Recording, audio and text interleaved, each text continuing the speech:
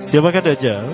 Dajjal ini lahir di Samirah dan dia diberi nama Samiri karena lahir di Samirah. Nah, kenapa disebut Samiri? Karena lahir di Samirah. Dia lahir 100 tahun sebelum Nabi Musa diutus.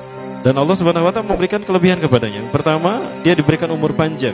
Ya, yang zara umru ila yamsah, ila akhir zaman. Ya, dia ditangguhkan ajalnya sampai akhir zaman. Yang kedua, dia memiliki kecerdasan di atas akal jenius rata-rata umat manusia.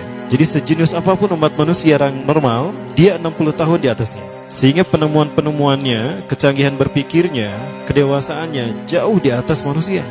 Rata-rata manusia normal. Yang ketiga, dia memiliki kemampuan sihir yang luar biasa. Apapun sihir yang selama ini kita saksikan, tidak ada yang mampu mengalahkan sihir dia. Sehingga saking luar biasa sihir yang dia miliki, seolah-olah orang mengenalnya selevel dengan Tuhan. Karena apapun yang semestinya menjadi perbuatan Tuhan, Dajjal bisa melakukannya. Nah, ini saking hebatnya sihir Dajjal. Nah, nasab kelahirannya adalah nasab yang aneh para Allah. Dia lahir dari termasuk Bani Israel. Bani Israel ini keturunan Nabi Yakub. Yakub itu gelarnya Israel. Keturunannya disebut Bani Israel. Dari Yehuda. Yehuda ini adalah anak laki-laki dari istri pertama Nabi Yakub alaihissalam. Nabi Yakub istrinya 4. Yang pertama bernama Ya'la. Dari Ya'la ini melahirkan 6 orang. Salah satunya bernama Yehuda dan Lewi. Lewi melahirkan Nabi Musa alaihissalam. Yehuda melahirkan bangsa yang kita kenal Yahudi. Salah satunya Yehuda ini melahirkan generasi yang pada akhirnya melahirkan Samiri. Ya, kalau Rahil istri yang kedua, dan ini istri yang paling dicintai oleh Nabi Yakub, melahirkan 2 anak, Bunyamin dan Nabi Yusuf. Nabi Yusuf dan Bunyamin. Yang lainnya juga sama melahirkan 2 anak. Kahit dari Ya'la melahirkan 2 anak, Dam dan Naftali. Ya.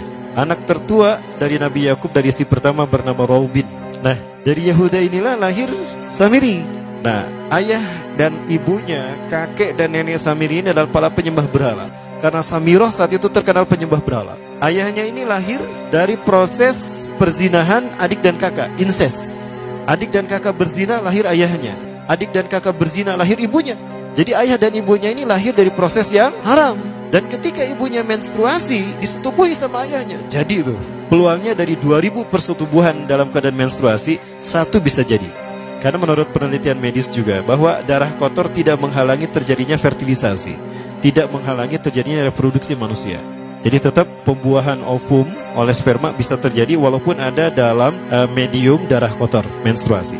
Nah, ketika itulah hamil dan lahirlah Samiri. Rasulullah SAW menyebutkan dalam Musnad Imam Ahmad, ayah dan ibu Dajjal ini melewati perkawinannya selama 30 tahun tanpa melahirkan seorang anak pun. Dan di tahun ke-30 pernikahannya melahirkan Dajjal, melahirkan Samiri. Kelahirannya ini akan menjadi petaka bagi kedua orang tuanya. Dia adalah orang yang paling sedikit manfaatnya dan paling banyak keburukannya bagi manusia, terutama bagi kedua orang tuanya. Bahkan ketika dia lahir, alam semesta menolak kelahirannya. Dordar gelap, hujan badai, petir. Itu terjadi di malam di mana Samiri dilahirkan. Seolah-olah alam menolak kehadirannya. Nah, sejak lahir sampai usia 5 tahun, dia tidak netek sama ibunya. Kebayang, 5 tahun air susu ASI tidak ditetekkan. Itu yang menyebabkan terjadinya kanker payudara. Maka ibunya pun meninggal gara-gara kanker payudara ini. Nah, ibunya meninggal gara-gara itu. Terbukti apa yang disampaikan Rasulullah. Kelahirannya menjadi petaka bagi kedua orang tuanya. Begitu pula ayahnya, maka ayahnya menjadi single parent. Nah, kemudian di tahun yang kelima, sejak lahir sampai 5 tahun, kenapa dia menetek pada ibunya? Karena kerjanya tidur melulu. Disebut mati, dia bernafas dan cuma berdetak. Disebut hidup, dia tidak bergerak. Antara hidup dan mati, la yamutu wa la yahya. Nah, maka di usia ke-5 tahun, nah ini terjadi peristiwa yang menarik. Apa itu? Samiri bangun dari tidurnya di tengah malam dan tidak ada orang yang menyadari Samiri bangun. Dia merangkak dan pindah ke berhala yang terbesar. Nah, dia pindah ke pangkuan berhala terbesar, tidur di sana. Dan ternyata ketika berada di berhala terbesar tadi, ya buang air kecil dan buang air besar. Besoknya itu adalah hari pemujaan kepada dewa-dewa mereka, bangsa Samirah. Apa yang terjadi? Ketika terjadi ritual pemujaan tadi, maka sang raja yang dipertuhankan oleh kaumnya mencium sesuatu yang tidak enak. Bapaknya Samiri ini adalah tokoh agama paganisnya. Pas dilihat, kaget sang raja. Ternyata itu pesing berasal dari pantatnya si Samiri yang ada di pangkuan berhala terbesar. Marah murka tuh sang raja. Itu anak kamu, kenapa ada di situ? Kurang ajar kamu, ya telah menghina Tuhan kita. Kenapa kamu pindahkan anak kamu ke situ? Oh tidak Tuhan, saya tidak memindahkannya. Bagaimana saya bisa menghina Tuhan saya? Lalu siapa yang memindahkannya? Kan dia lumpuh. Nah, Sekali lagi, kehadirannya menjadi petaka bagi kedua orang tuanya. Akhirnya raja marah dan ayahnya dipenjara. Selama ayahnya tidak bisa membuktikan penghinaan tadi, maka ayahnya dihukum mati. Pada akhirnya ayahnya pun dihukum mati. Ya, sedikit manfaat bagi kedua orang tuanya. Maka kemudian dia hidup pelihara oleh sang raja. Dan pas di usia dia 5 tahun itu, Allah menimpakan murkanya kepada bangsa Samirah yang sudah kelewat batas, maksiat, dan sudah tidak ada toleransi dari Allah untuk mereka hidup di bumi. Maka Allah perintahkan mereka Jibril menghabisi mereka. Maka bangsa Samirah ini pun diratakan. Si Samiri karena masih balita, ya Allah selamatkan dia lewat malaikat Jibril. Diselamatkan dia dan ditempatkan di pulau entah berantah. Ada yang menyebutkan pulau ini berada di Laut Yaman, dan pulau ini dinamakan Pulau Socotra. Pulau Socotra ini adalah pulau yang berada di ujung Jazirah Arab. Nah, ini Pulau Socotra. Ini pulau tempat di mana Dajjal atau Samiri dibesarkan sejak 5 tahun sampai usia 100 tahun. Ya, dari usia 5 sampai 100 tahun dia tinggal di Pulau Socotra ini. Nah, Pulau Socotra ini adalah pulau yang berada di kawasan Yaman. Pulau yang memiliki banyak keunikan luar biasa. UNESCO sempat ingin menjadikannya keajaiban yang ke-8. Kan ada 7 keajaiban dunia ya. Yang ke-8-nya tadinya ini. Namun karena dia terkait dengan Samiri Dajjal, maka banyak negara yang menentangnya, terutama negara-negara yang menjadi pengikut Dajjal. Maka pada akhirnya pulau ini dirahasiakan. Nah, sebetulnya pulau ini unik kalau kita ingin berekreasi ke sana. Namun karena posisi yang terpencil, jarang orang mengikutinya. Para wisatawan jarang mengunjunginya. Padahal sesuatu unik, termasuk binatang dan penghuninya tuh unik-unik. Pohonnya unik. Dunia menyebutnya pulau ini dengan pulau julukan dari pulau alien hingga pulau neraka. Ada juga yang menyebutkan The Jekyll Island. Pulau Jekyll Island itu bahasa barat, kalau bahasa kitanya Pulau Dajjal. Ya, sama dengan Pulau Sedir ya. Itu juga The Jekyll Island. Nah, Pulau Socotra kaya dengan flora dan fauna yang unik hingga saat ini belum ditemukan di tempat lain. Jadi tidak ada flora dan fauna yang ada di pulau ini yang ada di pulau lain di seluruh dunia. Hanya ada di pulau ini. Makanya di pulau inilah Allah ciptakan satu binatang yang unik juga, yang disebut dengan jasasa. Jasasa, binatang jasasa itu artinya mata-mata. Tajassa yatajassu tajassusan wa jasasatan, artinya pemata-mata, spy. Binatang ini bertumbuh besar, tahmatun kabirah tughatti jismaha asy-sya'ar hatta la nastati an nafariqa ayna wajhu wa ayna dubru. Tubuhnya besar, dipenuhi dengan bulu, sehingga saking penuhnya bulu kita tidak bisa membedakan mana dubur mana wajah. Yang menghadap itulah wajah. Baik, karena itu pulau ini pernah dilacalonkan sebagai salah satu dari 7 keajaiban dunia yang baru ya. Nah baik, ini contohnya nih, saya perlihatkan keajaiban dan keunikan. Ini adalah padang pasir di Pulau Socotra. Ini burung, salah satu jenis burung yang bisa kita jumpai di Socotra. Dan ini kepiting unik, kepiting Pulau Socotra. Aneh ya, kepitingnya seperti itu.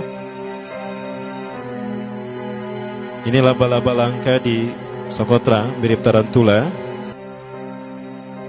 Dan ini pohon darah naga yang ada di Pulau Socotra juga. Nah, ini salah satu jenis pohon Dorstenia Socotra. Dan ini juga pohon yang lain, pohon Dendrosisaios Socotra. Ya, saya sebutkan lagi ya.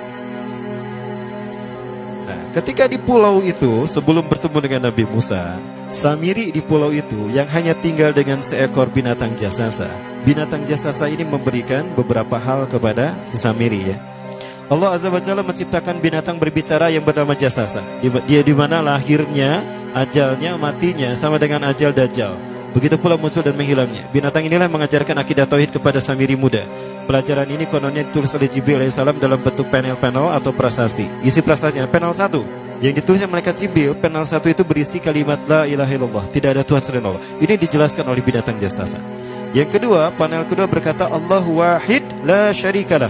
Allah Maha Esa, tidak ada sekutu bagi Allah. Itu dijelaskan juga oleh binatang jasasa ini. Nah, binatang jasasa ini sekali lagi dia bertubuh besar. Kategorinya adalah kelasnya itu mamalia, genusnya mamalia. Cuma saya tidak tahu nama spesiesnya apa.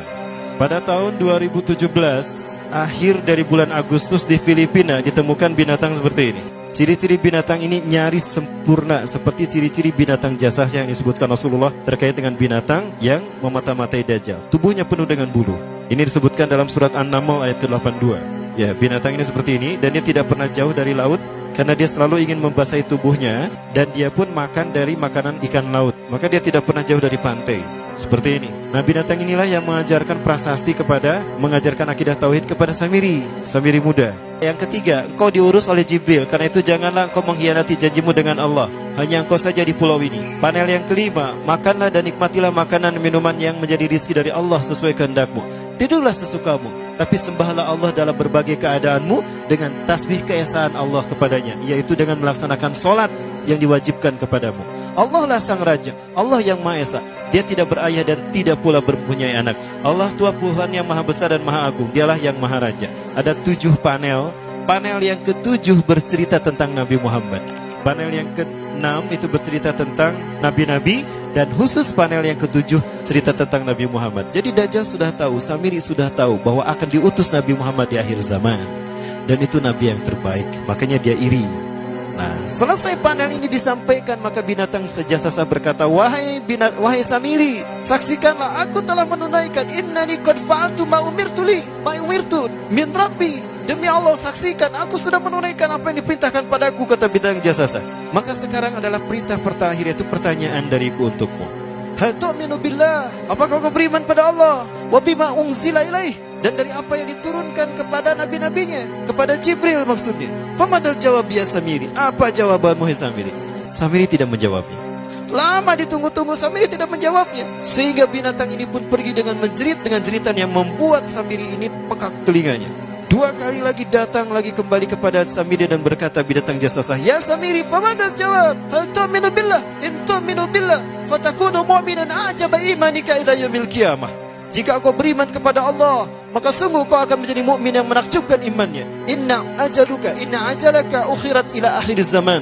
Sesungguhnya ajalmu ditangguhkan sampai akhir zaman.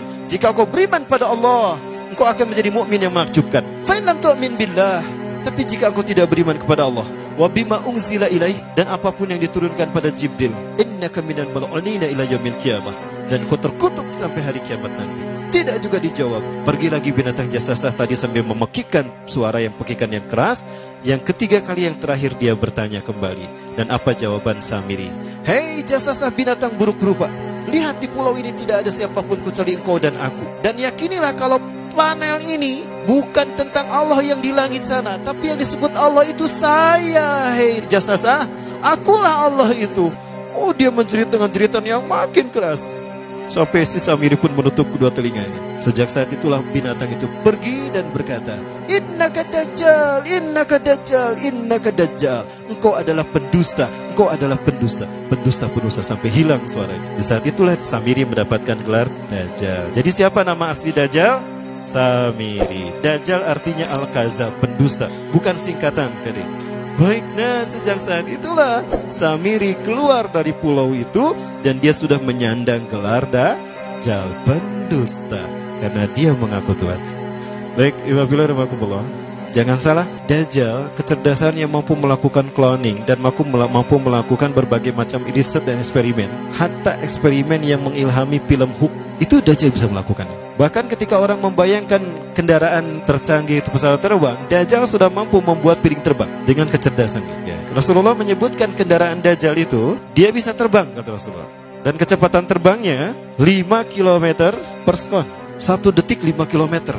Hanya dengan berkedip-kedip dia berkeliling dunia. Ya. Kecepatan ini diambil dari hadis Rasulullah. Berapa kecepatannya Rasulullah ketika dia terbang di muka bumi? Ya, kendaraan yang dia gunakan itu kecepatan terbangnya seperti awan yang ditiup angin, kata Rasulullah. Dan awan rata-rata ditiup angin itu 5 km per sekon. Dan jarak dari satu telinga ke telinganya, artinya setengah diameter atau diameter kepalanya, keledai yang dia gunakan, Rasul menyebutnya keledai, itu arba'una zira, 40 hasta, 27 meter. Diameternya itu 27 meter. Keledai macam apa yang jarak dari satu telinga ke telinganya 27 meter? Kalau bukan piring terbang. Ini bisa 24 meter kan? 27 meter, bisa tidak? Bisa, dan kecepatannya pun sama. Dan pernah meninggalkan jejak Cop Circle di Yogyakarta. Nah, Cop Circle itu adalah jejak UFO yang menjadi isyarat instruksi bagi para pelaku konspirasi dunia. Siapa? Para kalangan Illuminati.